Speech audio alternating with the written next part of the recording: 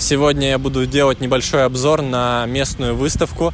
Называется она «Автоклассика». Сегодня у нас 12 октября, отличный весенний день. Да, вы не ослышались, у нас в Аргентине сейчас весна началась. И совсем скоро, в декабре, у нас начнется лето. Поскольку, так же, как и в России, здесь начинается автомобильный сезон весной, очень интересно будет получить от вас обратную связь. Как вам обзор такого формата? Мы очень постарались показать самые интересные автомобили здесь. На то, чтобы обойти всю выставку, у нас ушло порядка 8-9 часов. Я думаю, вам есть что посмотреть отсюда.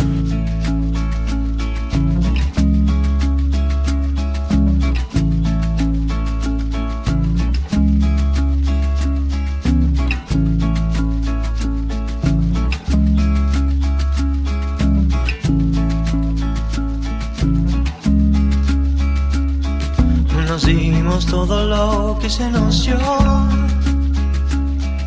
nos dimos todo eso y mucho más, para después reconocernos otra vez. Y nos damos todo lo que se nos da, nos damos todo eso y mucho más. Amanecer colgado de tus labios. Если говорить о Латинской Америке, то здесь очень явно можно выделить культуру Volkswagen, а именно битлы. Вот здесь, например, представлен кабриолет 52 года и различное множество моделей, начиная от хардтопов каких-то, тарги. Но в основном это классические купешки. И это очень... Это тот же стенд они завели. Мне очень нравится, что эти жуки можно встретить также на обычной улице. Ты идешь, гуляешь, там едешь куда-то по делам, встречаешь эти машины в потоке. Не так, как у нас, допустим, с каким-нибудь Солярисом. Это напоминает встречу, допустим, какой-нибудь тройки у нас в России. Но в культуре Латинской Америки эти машины очень сильно закрепились. Вот здесь я стою на фоне стенда местного автоклуба «Ветерок», потому что он основан в 1948 году и существует до сих пор. И здесь у них есть огромная история участников клуба с различными коллекциями, начиная от Bugatti Type 37 оригинальный, Ferrari GTB, 300 SL оригинальный, который сейчас в данный момент стоит в районе $2 миллионов, наверное. Bugatti тоже что-то в районе $1 миллиона. Вот, здесь эти автомобили на красивом стенде оформленном. Видно много корветов. Отлично.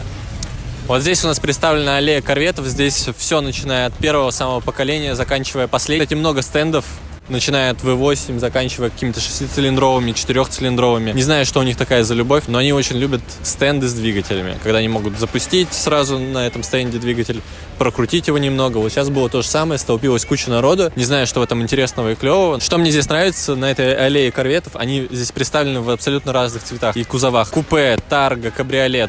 Разные абсолютно цвета. Вот здесь вот, смотри, желтый, смотри, какой клевый. Блин, а ты смотри, мы похожи. В общем, дальше у нас представлен за мной Mustang Coupe. Там есть одна прикольная реплика Буллета. Как раз-таки вот с таким, как это назвать, не хэтчбэк. Короче, у Мустангов есть две версии. Первая версия — это с такой горбатой, как стулая собака. А второй такой плавный. Это как Shelby Eleonora. И как раз-таки Bullet построен из этого кузова. Я не помню, вот как он называется, этот кузов. Вот, а остальные Мустанги в разных поколениях, в разных окрасах, кузовах. Они стоят, конечно, подешевле, чем тот, но при этом это все те же формы узнаваемого нами всем Мустанга. Мне больше всего нравится кабриолет, потому что они сейчас, стоят дешево, в районе $20-10 тысяч, а вот тот, который Bullet, он стоит уже порядка $70-80 тысяч. Вот это вот любимая всеми аргентинцами марка Torino. Это, как знаете, наша Чайка, но здесь это спортивная версия Чайки, представим. И на этих машинах очень часто участвовали здесь раньше в гонках, и здесь определенно есть культ этих автомобилей. Клевый дизайн, не знаю, кто его нарисовал, наверное, Бертоне или кто-то, в общем, нарисовал их кто-то из итальянцев, и он очень хорошо прошел проверку времени, при этом стоит относительно недорого. Еще два очень редких и интересных автомобиля. Оригинальная Lancia Delta Integrale для группы A. Оригинальная Lancia Stratos для группы 4, которая участвовала в гонках в 79-м и 80-м году. Эту машину я также вижу впервые. Что интересно, у меня с этим автомобилем определенные есть воспоминания, потому что я на 3D принтере печатал маленькую модельку в масштабе 1:8, именно такую группу 4. Очень приятно здесь их видеть, что здесь не просто сохранена культура Лимана, старых классических автомобилей, но еще и у них есть раллийная история. Вот здесь я остановился, потому что здесь представлен автоклуб Мини, и эти машины сюда никогда не поставлялись, они импортированы из Англии. Вот здесь у нас последний Мини, который выпускался в 99 году. Насколько я помню, закончился выпуск этого кузова в 2001 или в 2003 году. Но, что интересно, если мы пройдем чуть дальше, здесь у нас идет по истории чуть более старшая. Здесь 80-й год, это Остин Мини, который выступал в ралли Монте-Карло, а здесь у нас точно такой же Мини 80-го года, но он полностью в заводском состоянии. Что интересно, вот здесь как раз-таки красный — это один из самых первых Мини 65-го года. Если там мы видели 80-й год, здесь у нас 65-й, самое начало выпуска этой модели.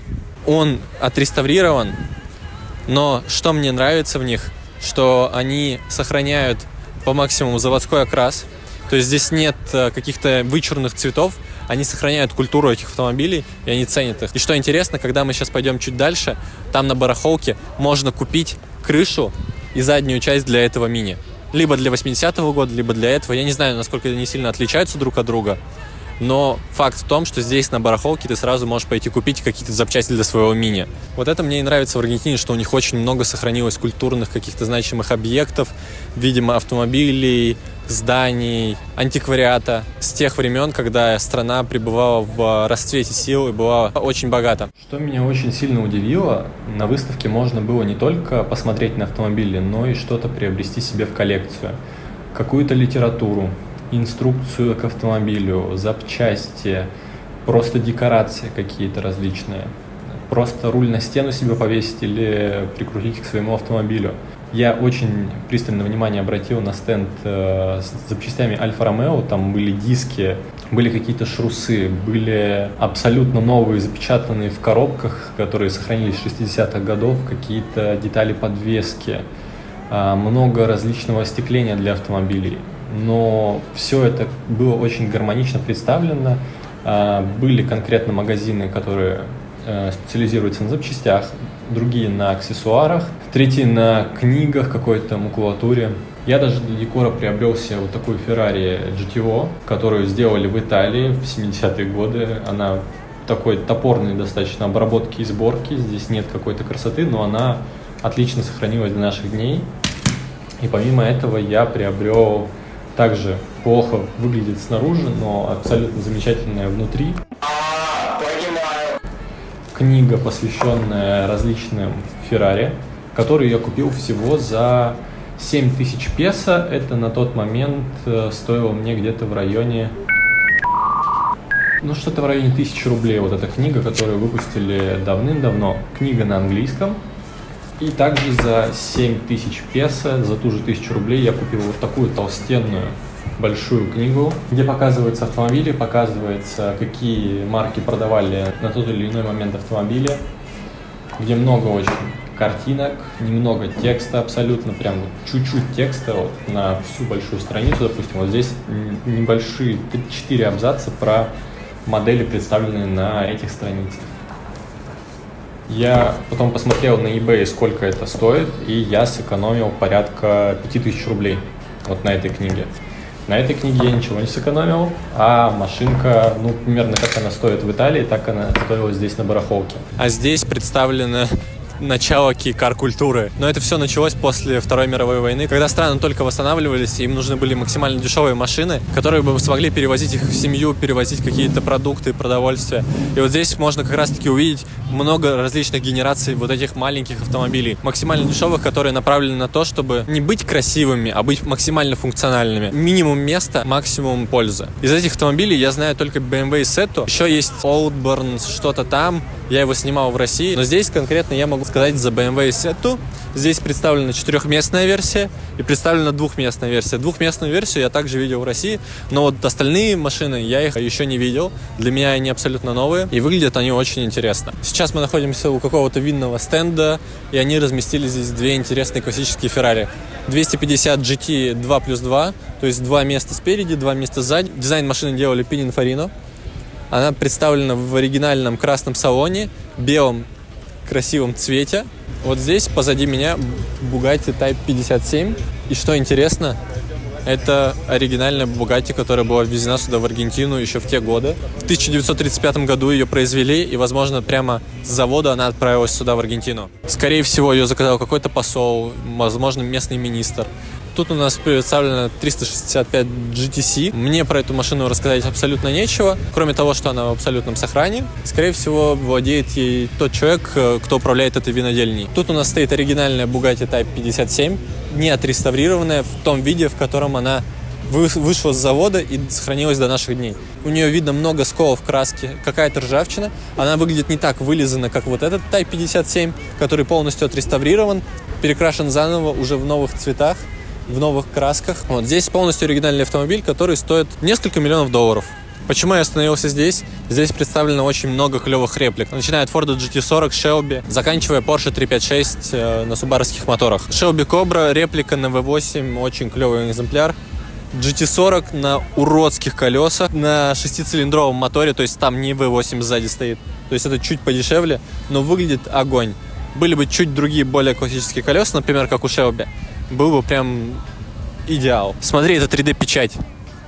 Смотри, это 3D-печать, вот 3D-печать. Фары напечатаны на 3D-принтере.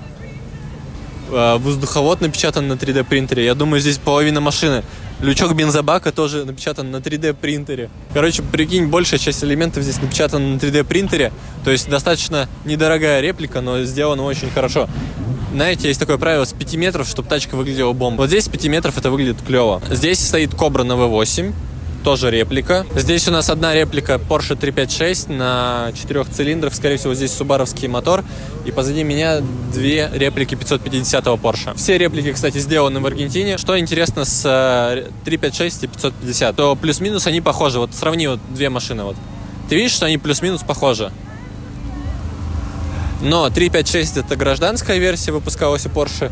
550 это более гоночная версия, как ты видишь, даже по салонам их. Мне, как петролхеду, здесь больше нравится реплика 550, потому что она больше соответствует оригинальности, а 356 прям во многих моментах видно, что это реплика.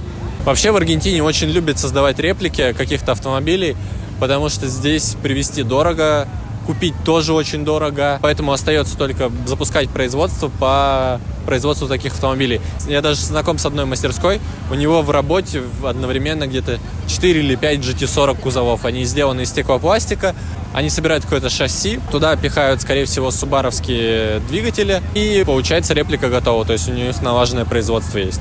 Суть в том, что в Аргентине это очень популярно, и ты можешь легализовать потом эти машины для дорог общего пользования, что определенный плюс, потому что у нас в России это сделать безумно сложно, и все самоделки у нас в основном передвигаются на эвакуаторах. Короче, здесь представлен стенд, посвященный 75-летию Porsche, и здесь уже стоят оригинальные 356, оригинальные 911 первых модельных годов, потом 930-е поколение, 964.1, 993, 996, 997, 992 классик, какая-то версия, LMP-шный прототип, который участвовал, скорее всего, в Лимане.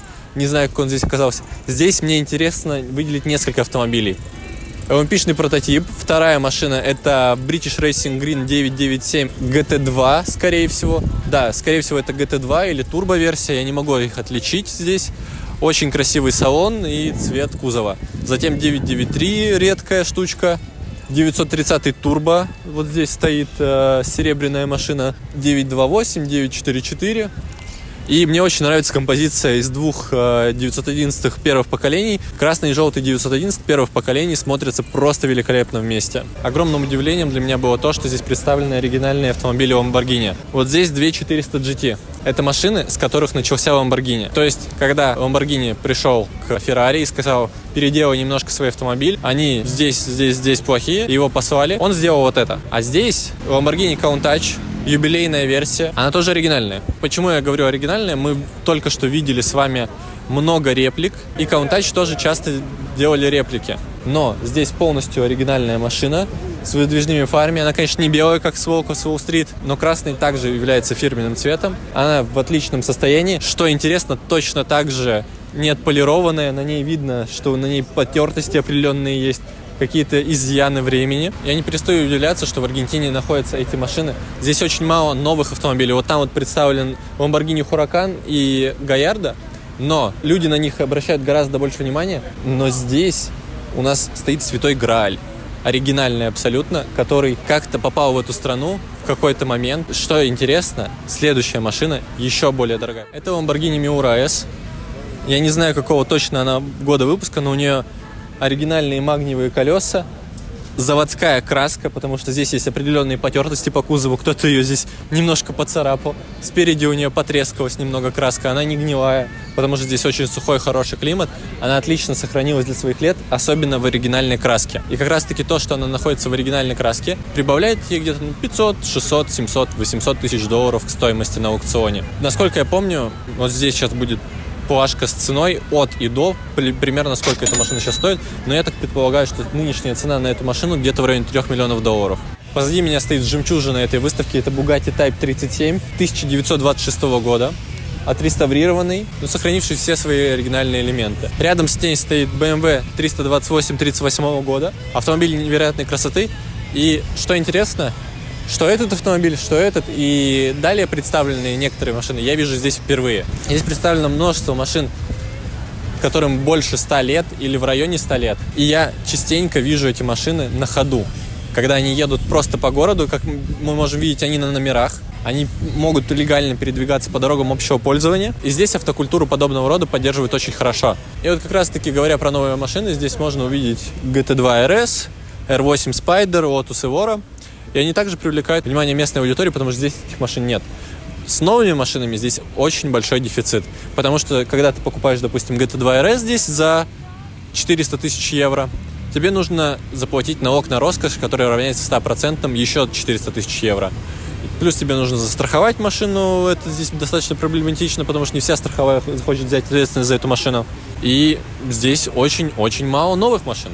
Это прям большая у них проблема, и для них это прям экзотика и дефицит. Здесь выставляется аргентинский автоклуб Lotus'ов. В основном это Lotus 7 реплики. Есть один оригинальный Lotus 7 и один Lotus Esprit. Хочешь прикол? Такой Lotus разыгрывали на поле чудес. Его разыграли, потом в итоге он оказался заброшен на 20 лет в гараже. И 2 года назад или год назад его выкупил один человек и попытался отреставрировать. Насколько я помню, его покрасили даже в такой же красный цвет. Он вот, чтобы ты понимала, точно такие же диски, точно такой же цвет кузова, который был у нас в России с 90-х годов. Что интересно, кстати, вот здесь красная машина, она сверкает, и здесь очень редко машины полируют. Если здесь пройтись по большинству автомобилей, полировки практически нигде не увидишь, детейлинг, культура здесь отсутствует.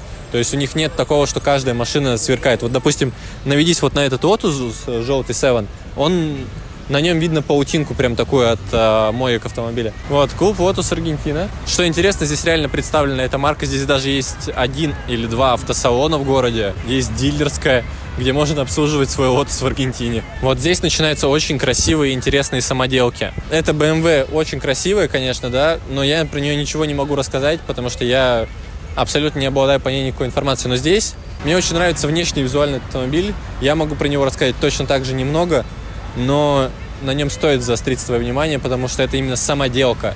То есть кто-то здесь в Аргентине берет и строит не вот такие реплики Lotus 7, которые всем понятны, а вот, допустим, вот эту BMW, вот эту самоделку типа Формула-1.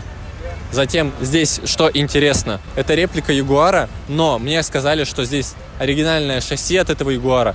6-цилиндровый двигатель не оригинальный стоит. Реплика выполнена очень-очень хорошо. И видно, что старались подчеркнуть каждую мелочь и сделать эту машину функциональной. Дальше стоит очень интересный с точки зрения дизайна автомобиля. Я не знаю, что здесь взято за основу, но здесь новый неоригинальный бампер. Вот кузов, скорее всего, какой-то взят за основу, но вот здесь бампера, такие окантовки, это не оригинал. Сделано это все под Hot Rod.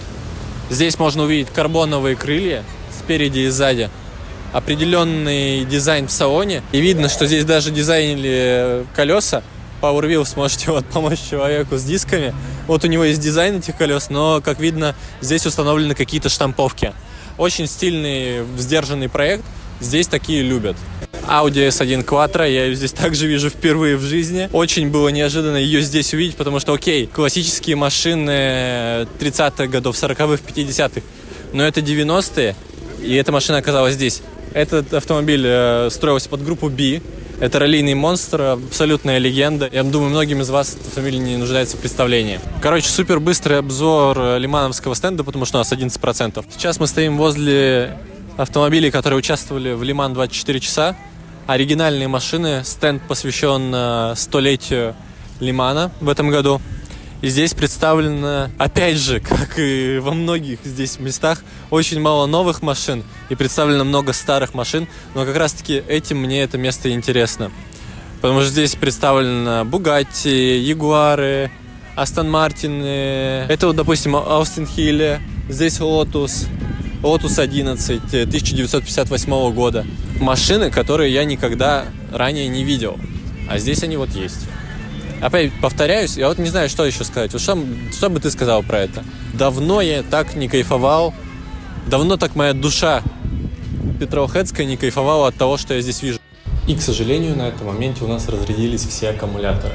Мы не рассказали про 30-40% выставки оставшиеся, где были представлены японские автомобили, автомобили Формулы-1. Но я уверен, что если вам зайдет такой формат, и вы поддержите этот ролик лайком, комментарием каким-то, дадите свою обратную связь, мы найдем эти автомобили и договоримся об обзоре уже более детальном, как конкретных машин. Вы можете отметить в комментарии самую интересную для вас машину, которую вы увидели в этом видео, и мы попробуем договориться с ее владельцем, чтобы заснять на нее более детальный обзор, рассказать об истории, как она появилась в Аргентине, как ее сюда завезли. Потому что все крутые культовые автомобили попали сюда в 20 веке, когда Аргентина была одной из самых богатых стран в мире.